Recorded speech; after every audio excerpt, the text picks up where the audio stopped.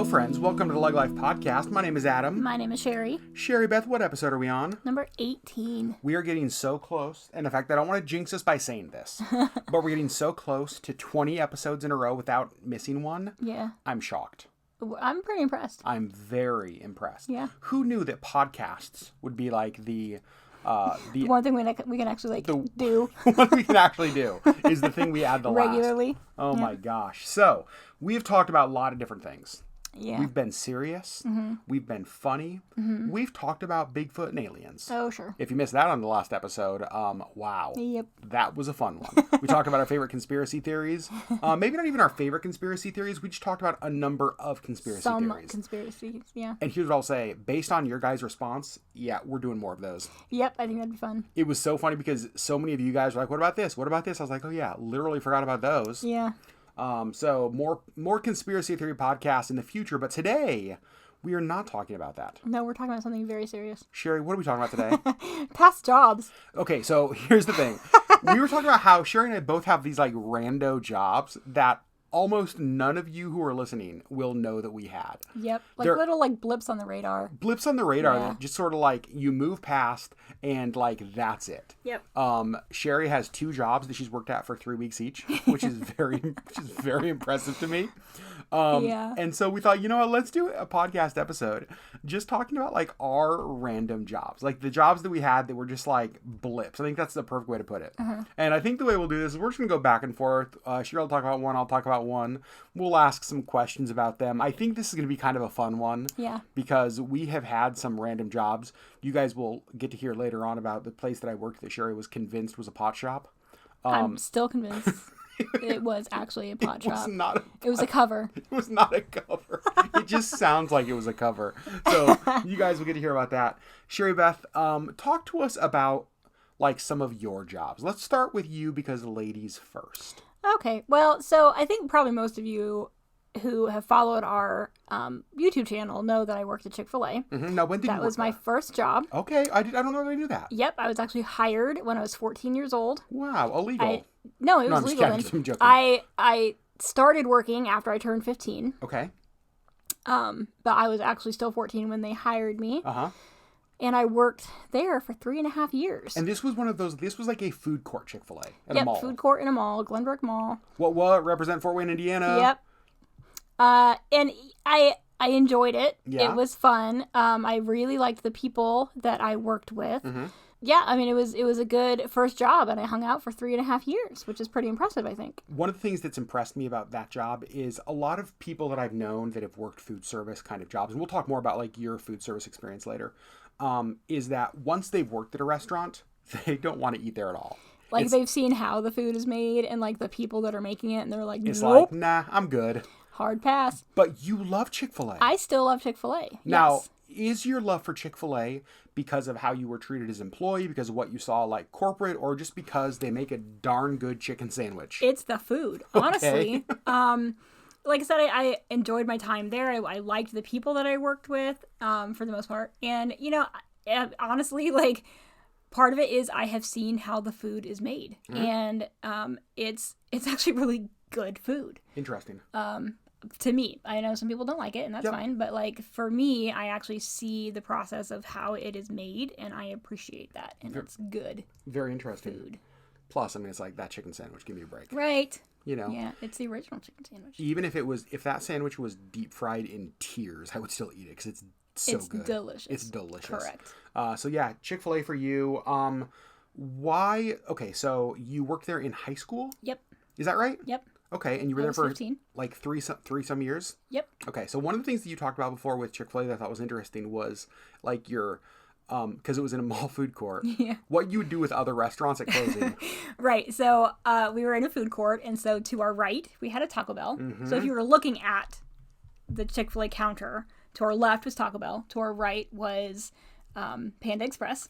Okay, give me a better 3 mall food court. Right? Like, you got Panda, Chick-fil-A, and Taco Bell. Correct. Like, I'm stoked with any of those. Yep. And so end of the night, you know, obviously a lot of, you know, usually about an hour before closing, you start making orders to order. Mm-hmm. So people have to wait a little bit longer, but so you don't have so much food to throw away. Sure. But it's still going to happen. You're still going to have some food to throw away.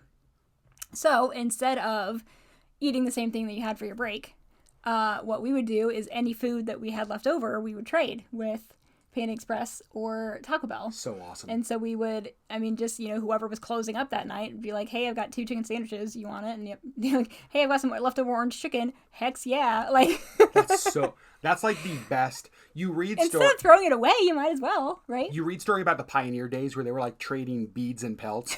I would much rather trade like tacos and orange chicken. Like that's much more my scene. It was great. It was always funny hearing you talk about that. The end of the night like barter system. Yep. Between mall food court restaurants. Sure. So hilarious. Yeah. So for me, my first job was in the hotel industry. Started about the same age that Sherry did at Chick-fil-A. And I loved the hotel industry. It was like my favorite. I'm not going to talk about the first job because it was just like a normal hotel job. But working my way up, I think one of my most unique hotel jobs came in I think it was early 20s. I think I was 19 or 20 when I had this job. It was basically as an innkeeper at this place here in Anchorage. It was called the Alaska Wilderness Plantation. It was a 10,000 foot mansion, like a southern style mansion. And who let a 19-year-old run this? Okay, like, who's just like, who I'm going to hire a 19-year-old dude? Okay, here's the thing. So here's how it worked. I already had, even at 19, I had like 5 years of hotel experience. Right. And I actually was really good in that field. Yes. Now, my mom ran the inn before I did. And so when she transitioned out, it just kind of made sense because I already knew the operation. Like I knew how to, I just was able to step in seamlessly. Mm-hmm. And it was cool because I'm like a 19, 20-year-old guy. And so I have to live on site. And it's like, you live on site at a 10,000 square foot mansion that has an indoor pool. And it was just spectacular. And there were just so many cool things that we did there. Like it was a higher end clientele at the time. The guy who owned it owned like really high end fishing lodges in Alaska. And essentially all that he wanted were his customers to be well taken care of when they were in town. And the rest of the time, just like basically like keep it open, right? Don't burn the place down. Don't burn the place down. And so we had some really cool guests. Like people really liked it. But it was cool because we had like some celebrities that stayed there. Mm-hmm. And so I don't know that I'm allowed publicly to like go into who some of those were, but a lot of like music artists would stay there. They would, they loved it because they could like rent the whole inn. Yeah. And whereas at a hotel, a lot of people could track them down and find where they were. But at our place, it was really high end and they could get the whole place and like lock it down and just not have to worry about security and looky-loos. Sherry, I'm trying to bring looky-loos back. Okay. Don't judge me. Well. And so, I don't know, for me, that was just like such a cool job because like what 20-year-old doesn't want to be like running this high-end inn and living there? Right, like hanging out with celebrities, with musicians. 100%. Yeah. It's so cool. Yeah. So that was my favorite. Well, no, I take that back. It wasn't my favorite hotel job. That was my most unique hotel job because of the responsibility I was given for my age. Right. Again, nobody should let a 20-year-old run their business. But to be fair, I did run it and it was successful. Correct, yes. So there you go. Yeah. Sherry Beth, let's talk about your jobs. Yeah. What do you got next for us? Hit us. Hit us with a good one. For 3 weeks, I worked at American Eagle. Also in the mall. Yes, queen. Yes. And what's with you and mall jobs? Well, I mean, I lived in a very small town. Like, let's be real clear. Like, there was nothing in the town that I worked in, and so you went to the big city of Fort Wayne, Indiana, and it was the mall. Like, that was your option. I love it. So if you wanted a job, you went to the mall. You went to the mall. And honestly, like, so many of my friends worked at the mall. Like, it's just what you did. So yeah, I worked in the American Eagle there for 3 weeks. Okay, you gotta tell us. Like, was it the job that was horrible? Like, why 3 weeks? Some like the people. So I don't want to get like real. I don't know. The people that I worked with were horrible people. What if one of our viewers was like the manager of the American Eagle at the Glenbrook Mall back then? Like, wait a second, that's the Sherry. Yeah, I think that it was a mutual dislike. So I mean, honestly, it was like. I worked there for 3 weeks. Like it wasn't even, I wasn't ever like fired or like let go. Like they just stopped putting me on the schedule. Oh, it's the passive aggressive firing. It's like, oh no, we didn't fire you. Oh, we just don't have any time for you this week. Sorry. We haven't scheduled it for 4 years. I mean, technically, I guess I'm still employed because I never actually got. Can we get that discount card still? Like... Right. Yeah, and I think I don't know. don't really know what happened there. It was just such a weird blip that, like, I honestly don't remember why they stopped putting me on the schedule. I don't remember it being like this big awful thing. Like, I didn't really hate the people I worked with. It was just like I didn't get along with really any of them. Like, I didn't jive with any of them. And I think that part of it was just like it was such a different experience from what I'd had at Chick-fil-A, where I was like best friends with everybody that I worked with. Yeah. And my first boyfriend I met at Chick-fil-A. Wait, you had another boyfriend before me? I know. Floozy, what? I know. So, yeah, I mean, I really got along with the people that I worked with at Chick-fil-A, and then American Eagle was just so different. I think since they never officially fired you, next time we're in Fort Wayne, we should go to the mall and you should show up for a shift. You should be like, hey, I'm here to work. I got hired here 30 years ago. Yeah, the only thing I really liked about the job was the discount, let's be real clear. What would you remember off the top of your head what the discount was? I don't remember what the discount was, but at the time I was wearing basically exclusively American Eagle jeans and sunglasses. And today's podcast episode is sponsored by American Eagle. Visit American... No, I'm just kidding. I mean, honestly, that's the brand that I liked. You looked like you had a brand deal. Yeah, I know.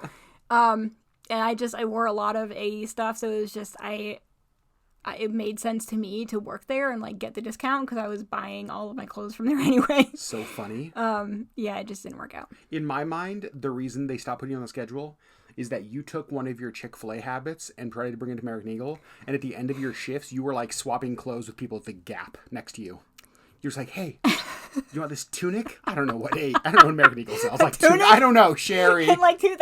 I have no clue. I was trying to think of what you like overalls back then, probably. Okay. Well, yeah, right? probably. Yeah. It probably was overalls. And platform shoes. Exactly. I for sure had that outfit. So funny. Yeah. So I will say the 3 weeks that I worked there, I learned how to fold clothing. Yeah. That I still use today. Interesting. Do you guys have one of the folding boards? We did, yeah. Okay. Mm-hmm. Which made everything a lot easier. I'm sure. Yep. So, for me, my next job, let's talk about the weed shop that wasn't a weed shop. So can we let's tell everybody what it was called. Okay, the store is still owned, and I'm gonna say some very nice things about them because I have wonderful. This was one of my favorite work experiences.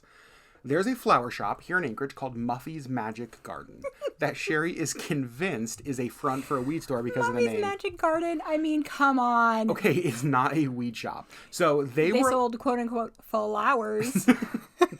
Sherry. So I responded to like an ad. They were looking for Valentine's Day flower delivery drivers for like that Valentine's Day week because, you know, flower shops have a ton of, right? And I thought, oh, I can do that. Like it's a little extra money for a few days of work. Perfect. And so I delivered flowers, and it was owned by this really nice lady and her husband. Like, I mean, she was honestly one of the kindest, nicest people I've ever worked for. And I don't remember a ton from that part of my life, probably for a lot of weird reasons. But I just remember, when I think of that time, I remember how kind they were and just like how nice they were and how good they were to their employees. And so I responded to this ad, and they hire me. And so I go in, and I'm just delivering flowers.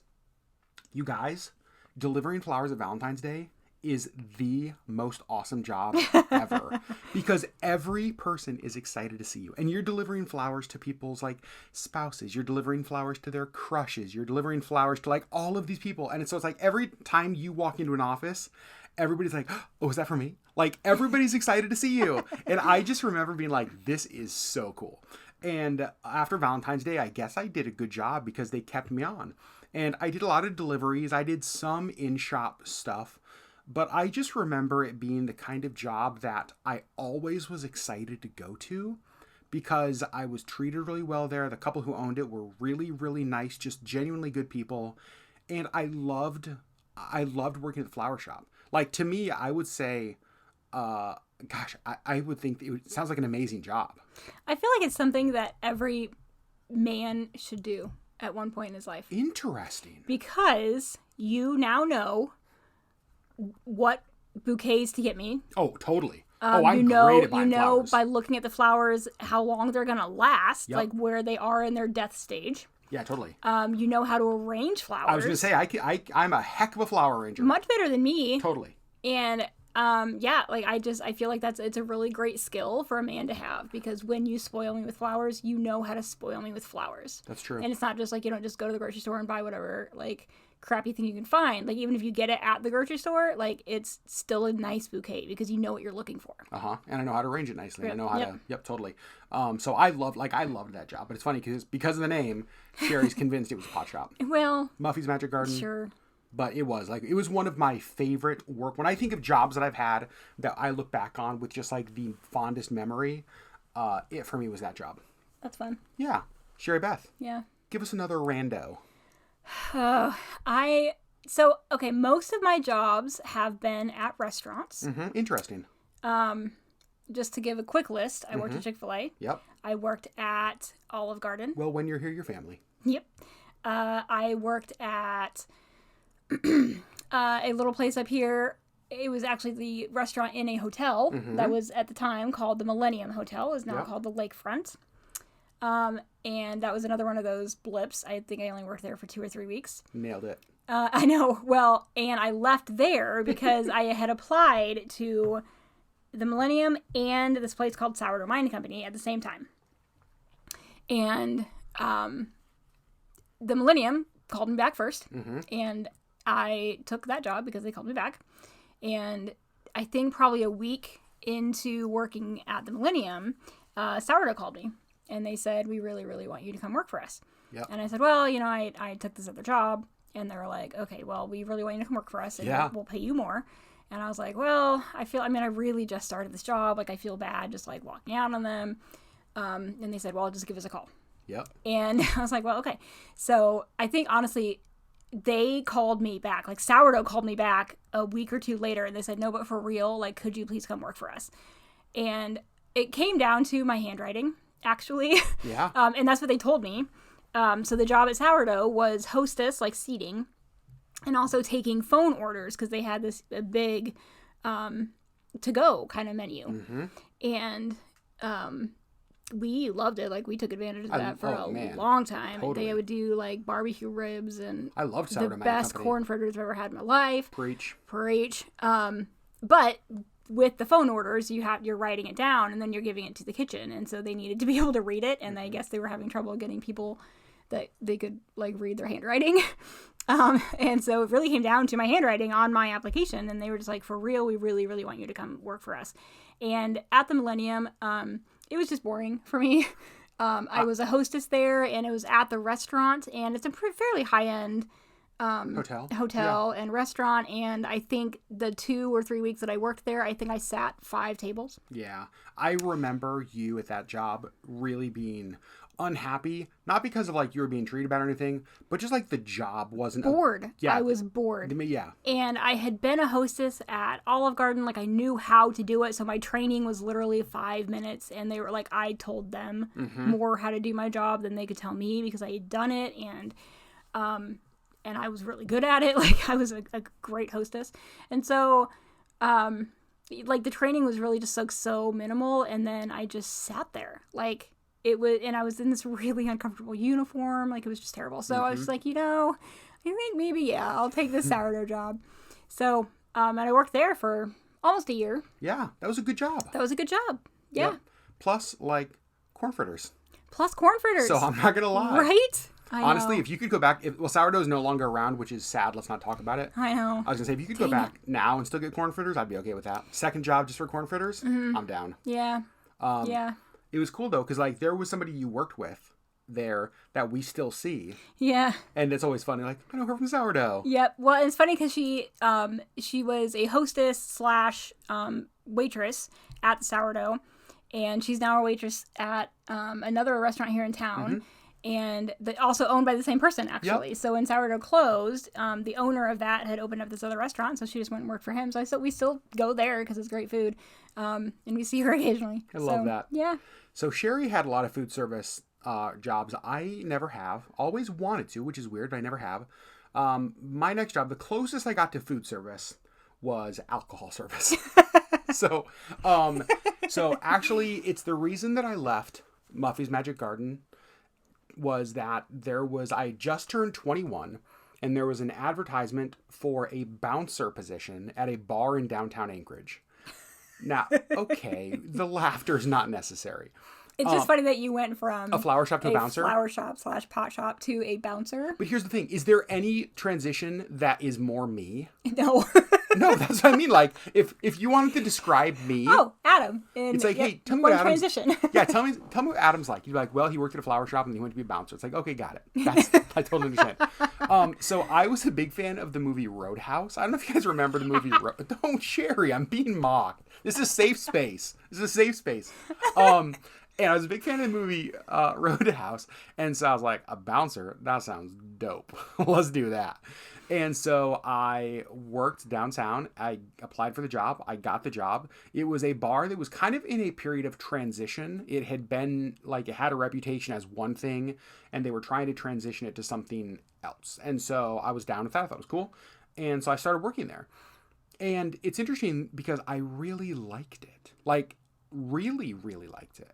So I started as a bouncer, and I think one of the reasons I liked it is that and I'll talk about this more in a minute when I talk about another job I had there.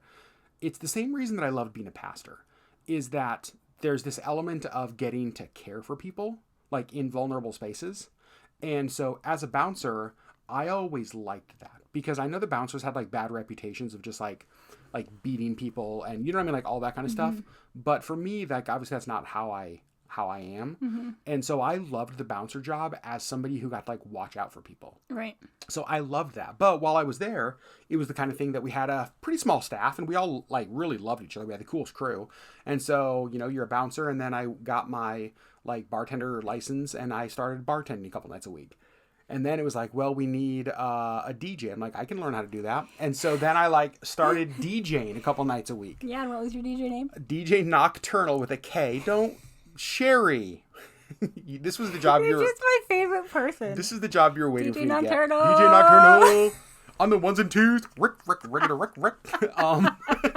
And so like I would be a bouncer on like Thursday night and Friday night, and then I would bartend like Tuesday, Wednesday, and Sunday, and then you know what I mean? Like that kind of thing. So that's how I was. Like I was never always just a DJ or always a bouncer, always a bartender. I kind of picked up shifts doing all of it.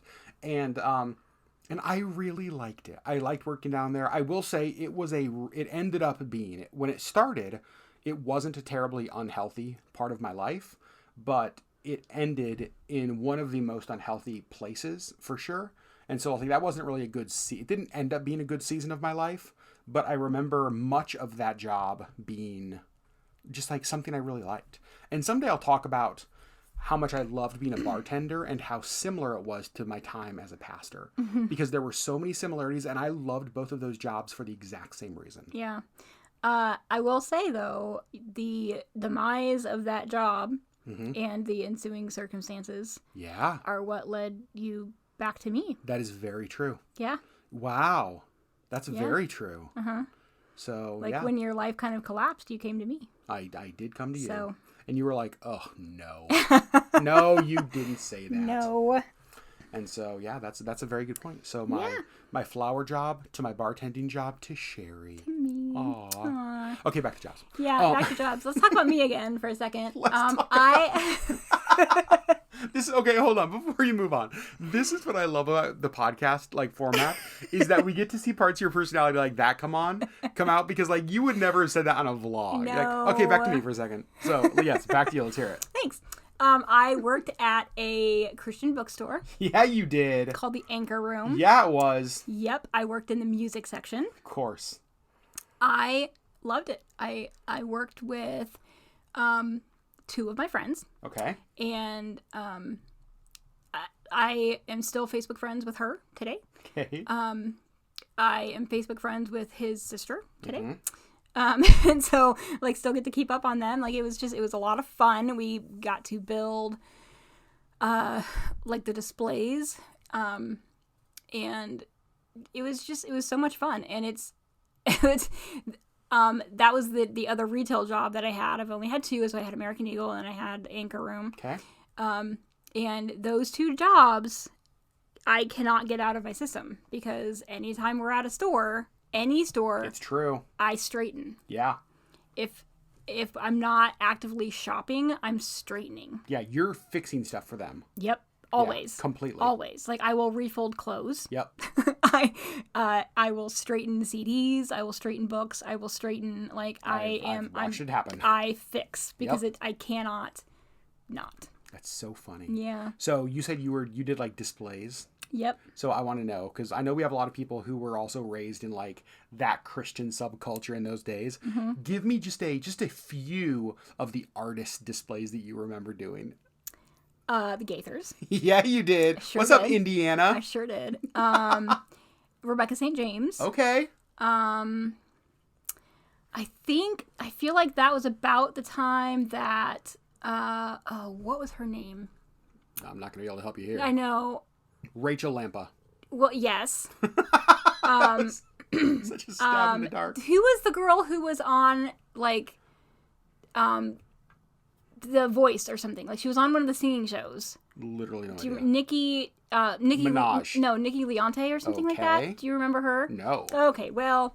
I know Nicki Minaj. Oh, okay. Different. Wait Very a second. different. Hold on. Are you telling me that you did not do a Nicki Minaj display at the Anchor Room in Indiana?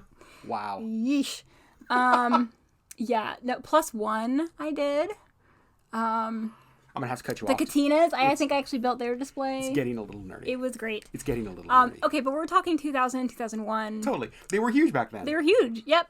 Right now, there are the people who are listening are divided into one of two camps. People who are like, I've literally never heard of any of those people. And other people right now that are like singing songs in their head. Correct. Yes. Who just heard the words the Katinas for the first time in 20 years. Yeah. Holy cow. Gosh, I loved them. I got to see them in concert, side note. Yeah. So, yeah, like, it was, I enjoyed that job. It was a lot of fun. It was a time in my life where I was not making the best food choices. Okay.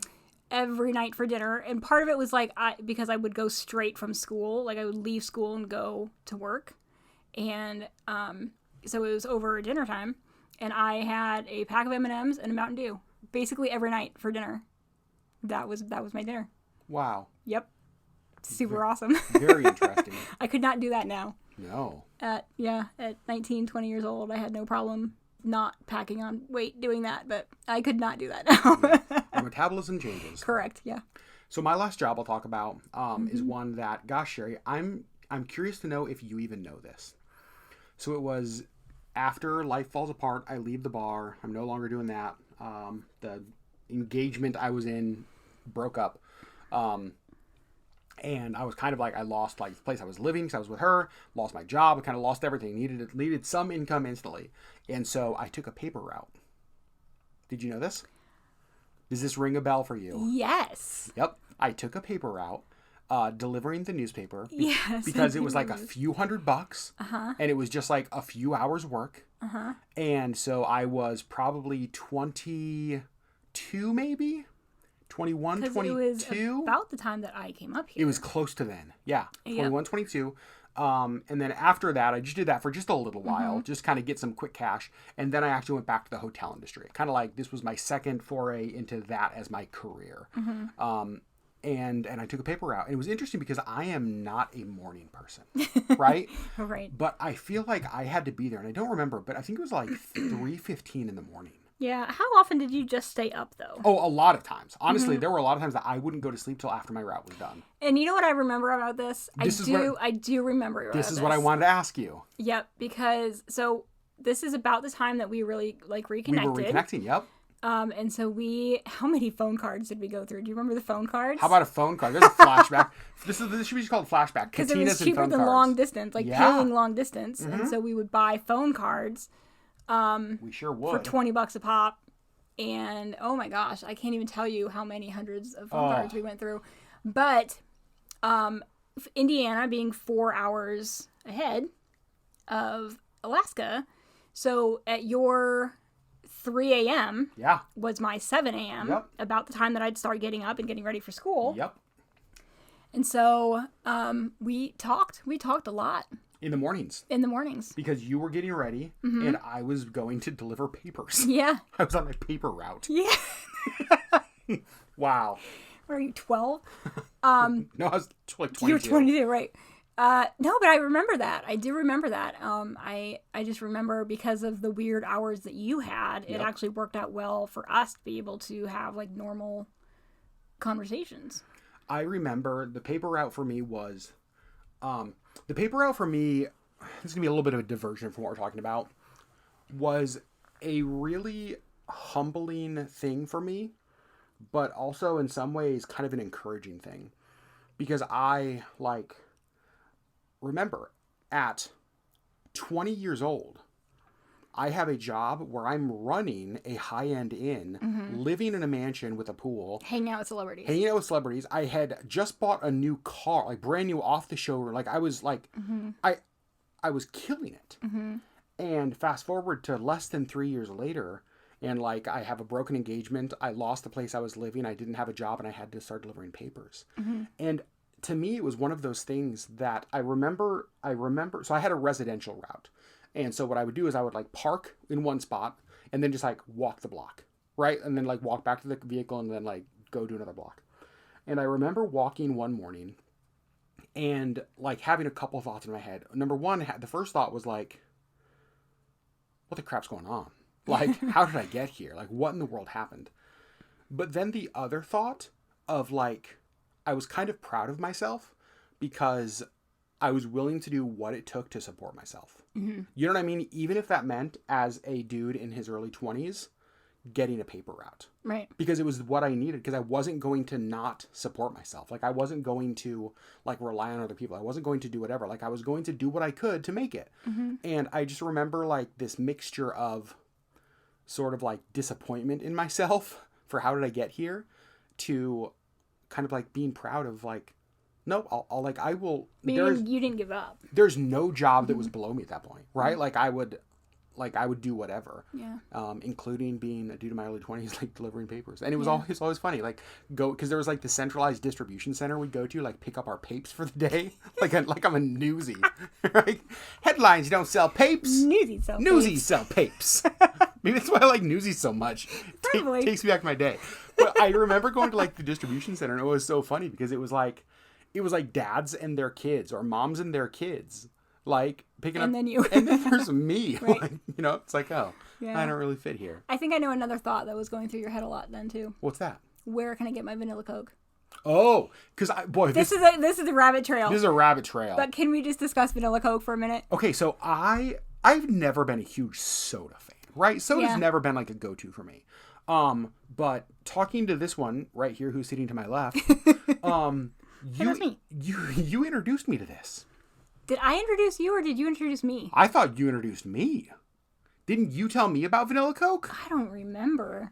I don't know. I thought you told me about vanilla Coke and I went to like a gas station or I went somewhere and I was like, holy poop, this is delicious. I don't remember who introduced it to who, but it was, yes. It was a huge part of like our relationship. I was going to say. From then on. It took over our relationship. Like vanilla Coke. It became like the thing. Like as we were on the phone chatting, we always had to be drinking a vanilla Coke. Vanilla Coke was the foundation of what built LeggLife.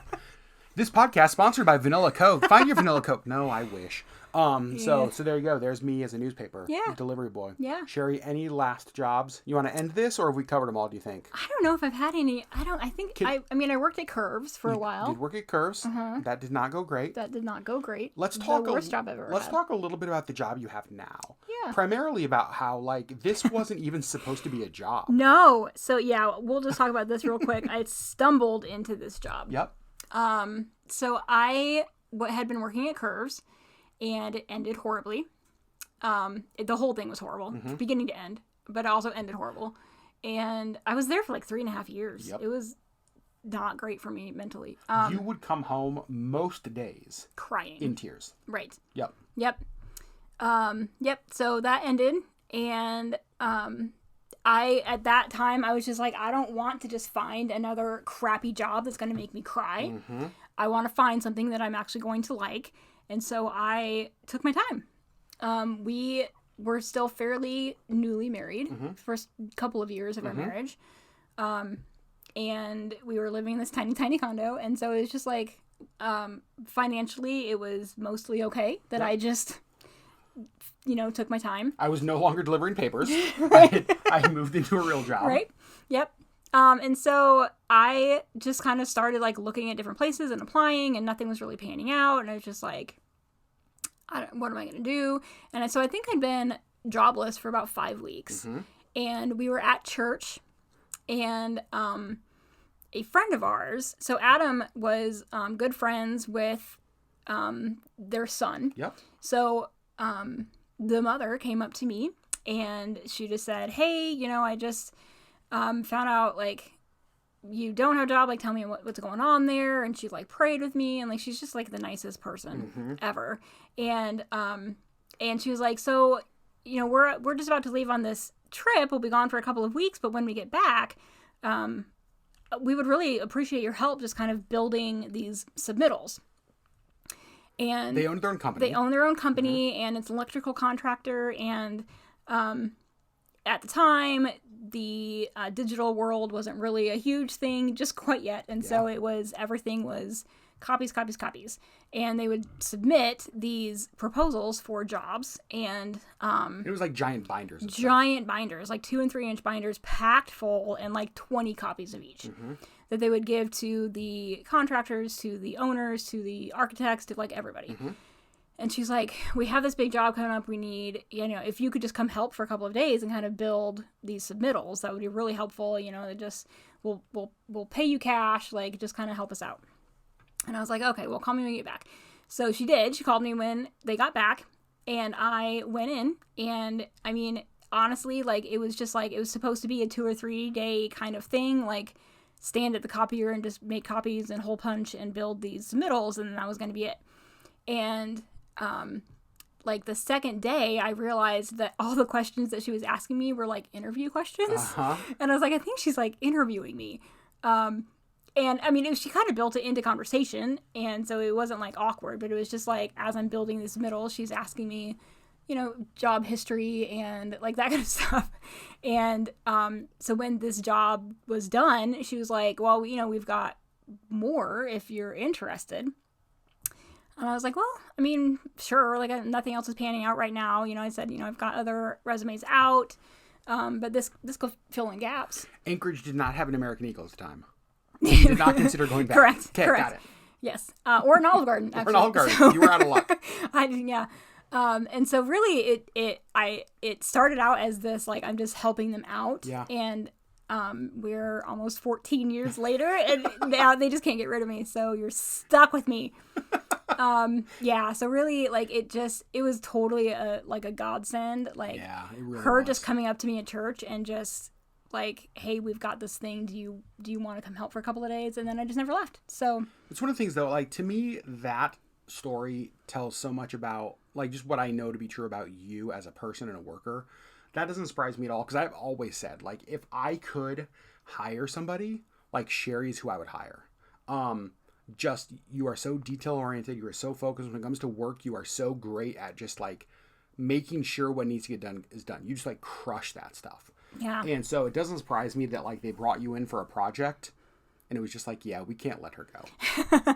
Yeah. And I mean, it was quickly, like, I morphed very quickly from just helping with these submittals and all of these documents to, can you also help, like, enter accounting stuff? And also, can you help with payroll? And also, can you take this over, and can you take this over? And it kind of just morphed into this thing. And so now I'm the office manager of this company. And you've been there for 14 years. And I've been there for 14 years. Was there ever a conversation that, like, made it official? Or was it just, like, you kept showing up and they kept inviting you back? Yeah. I mean, really, yeah, I don't think that there was ever just, like, an actual conversation. I think that we did have a conversation when she actually put me on the payroll. Sure. Because the first few days, like, she was just paying me cash to, like, help out. Sure. And so we kind of figured out about what she was paying me hourly, and we transferred that into, like, an actual job. An actual, like, payroll job. So funny. So, I mean, really, yeah, we had that conversation, and that was really about it. Like, it just, and really, like, and, again, because it was just supposed to be, like, this short-term kind of thing, initially it was really, like, it was like 10 to 2 Monday, Wednesday, and Friday or something like that. That's right. And then it became like 10 to 3 and 10 to 4 Monday, Wednesday, Friday. And then it was like, oh, can you just work 10 to 5 Monday through Friday? And then it became a 9 to 5 Monday through Friday. And that's where we're at now. So it just became a full-time thing when it was kind of initially this like part-time, like just fill in kind of thing. Well, and honestly, one of the things that I remember is that it was so, it was such a dramatic change from what I had just seen you go through. So yes. At Curves, you were coming home like in tears and just like, honestly, just feeling beaten down by everything. I genuinely felt like they didn't care about me as a person. Which is huge. And right. Then you go to this other job where like you might not have loved the job or the tasks themselves, but like you liked them and you like felt cared for by them and that they liked you. Yes, and I still feel so cared for by them. And what's crazy is that honestly, at that point, I remember me as like, the husband having this thought. It didn't matter that it was just 3 days a week and part-time. It didn't, none of that stuff mattered. Like I would have gotten my paper route back if I had to make it. Like all I knew is that she had found a job that she liked and was cared for. And I knew that she was coming home happy and not crying. And so like, that was like literally nothing else mattered. Yeah. And I think, so I just remember, so we're going to talk health for a second. I remember, and I understand like this is not all Curves, but the one that I was working at that are closed now, not shockingly, I remember I had some kind of medical something, like I had to go to the ER and they admitted me. And I don't remember what it was, but I was literally in the ER, tubes hanging out of me because they put me on IVs and they did whatever. And I called my boss and I said, I'm in the ER. It was like 2:00 in the morning or something. Because you had to be there very early. I opened for them at 6:00 in the morning. And I'm not a morning person, so let's be real clear about how wonderful that was. But so I called her like super late at night and I just said, I'm in the ER. I'm not going to be able to make it for my shift tomorrow. And I remember her saying, oh, well, have you found somebody to replace? Can you call blah, blah, blah, blah, and see if they will work for you then? And I just remember thinking, I'm in the ER. Yeah. Like, you can't make a phone call for me? Like, oh my gosh. And, I think I actually said that. I think I said, no, I can't. I'm going to need you to take care of that for me. Yeah. And I just remember being so angry. And so that was kind of the environment that I was coming out of. And I remember the first time that I called in sick to your new job. To my new job. And I remember being so scared because you did not call in sick. Yeah. And if you did, you had to find your own replacement, no matter if you were dying. Yeah. It didn't matter. And so I just remember, and there wasn't a replacement for me for, the job that I was at. Yeah. Like, there was nobody else to do the job. That's why they hired me. And so, I just remember thinking, oh, this is going to be not good. Like, I am too sick to go in. And I called, and I remember her just being so upset that I was not feeling well, but not angry. Upset because she wanted me to feel better. Yeah, and she prayed for me on the phone. Yeah. And she was like, take what time you need. You just get better. Like, you are more important than this job. It'll still be here when you get back. Like, take care of you. And she prayed for me over the phone. And I just remember thinking, what? Like, I remember crying because she was so caring. Yep. To me, there's like a job lesson in that. Like, the reality is that, that is like the goal. Yeah. At that point in life, as long as we could have covered our bills, I didn't care about anything else. Yeah. You know what I mean? Like, that's what mattered. Right. Oh, she's a person to them. That you are in that kind of an environment. Yeah. And so, to me, and you've had a better example of this than I have, I think that with our rando jobs, one of the things that we've seen is that sometimes a job is just a job. Yeah. Right? You know what? There are times that you just have to take a job because you need a freaking paper route. Yeah. Because you need to pay your bills. Because you need to pay your bills. Like, sometimes it just needs to happen. Yep. But I would encourage those of you who are listening to not ever be in a place where you trade your humanity for a job. Yep. Don't be in a place that takes that away from you. I don't care what you have to give up or lose to get out of that. Mm-hmm. It's better than losing yourself. Yeah. And I regret the amount of time that I spent at that other job. Yeah. I regret not like making you quit. Like knowing what it did to you. Yeah. And like not being like, nope, like you're done. You're not done. Going on anymore. Yeah. It's like, and it wasn't just you, it was like all of our friends, like still to this day, we can joke about like curves with our friends because they know how horrible it was. Yeah. Right. They all saw it. And so like for me, like, yep, sometimes you just got to get a job, but there are also places that you can like that respect your humanity. You can just get a job at places that actually think that you are a human being. Completely. Right. Yep. So you guys, those are our rando jobs. Yeah. Kind of fun. Yeah. We've had some interesting ones. I have no idea how I ended up in the job that I'm in now. Like, it's just, it doesn't make sense to me. It's one of those, to me, it is one of those completely God moments. For sure. And it's so cool because, like, I remember, again, our friend group back at the time just, like, praying that, like, once, I remember the quitting Curves was just, like, this sigh of relief. Yeah. You know, it's like, it's hard to be sad when you lose a crap job. Yeah. Well, and that's the thing is, like, I remember on my way home, I was crying and just thinking, what am I going to do? Like, I just got fired, but they didn't even say that I was fired. It was a mutual separation, which was complete bullshit. I mean, also, but like, whatever. So I remember like halfway home thinking, this is the worst job on the planet. Why am I crying? Like, I'm done. I don't have to go back and I don't have to work with these horrible people anymore. Yeah. And we went out that night with some of our best friends and drank a lot. Yep. And I was over it. Like, I was just... It was done. It was done. Yeah, it was like a switch flipped. It was like, close that chapter, never look back. Yeah, completely.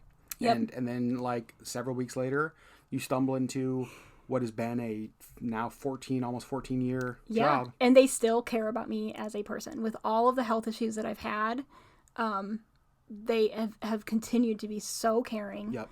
And I've never felt like my job is on the line, and like they care about me as a person more than they care about the bottom line, which is amazing to me. Yeah, you don't find that very often. Right. I love that you found that. Yeah. So friends, our random jobs. Yeah. There's our random jobs. Also, you had a boyfriend? You had a fiance? Oh, dang it. That you lived with? What?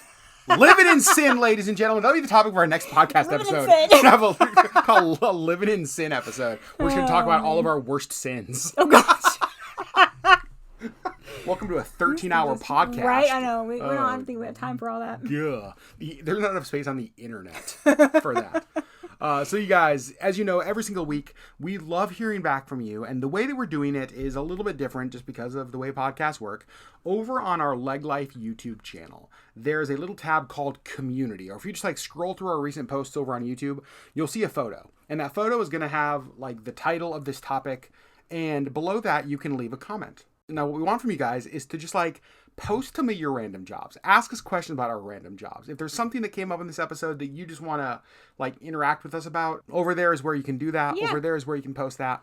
Would love to hear you guys over there. It's been fun to interact with the questions we've got. Yeah, we love interacting with you guys on the podcast topics, and there's just not a good place to do that in a podcast format. It's annoying. Yep. So we would like to, we want to be able to like continue these conversations with you guys. And so head over there and chat it up. What was your boyfriend's name?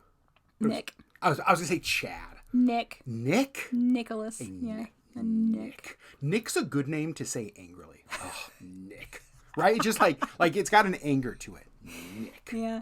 Yeah. He was my only boyfriend before you. Really? Yeah. I don't think I knew that. Yeah. Wow. Yeah. And then I put a ring on it, as Beyonce would say. You did, yeah. Who, by the way, was one of the artists I got to hang out with. What? I can't say that. Okay, friends, I love you guys so much.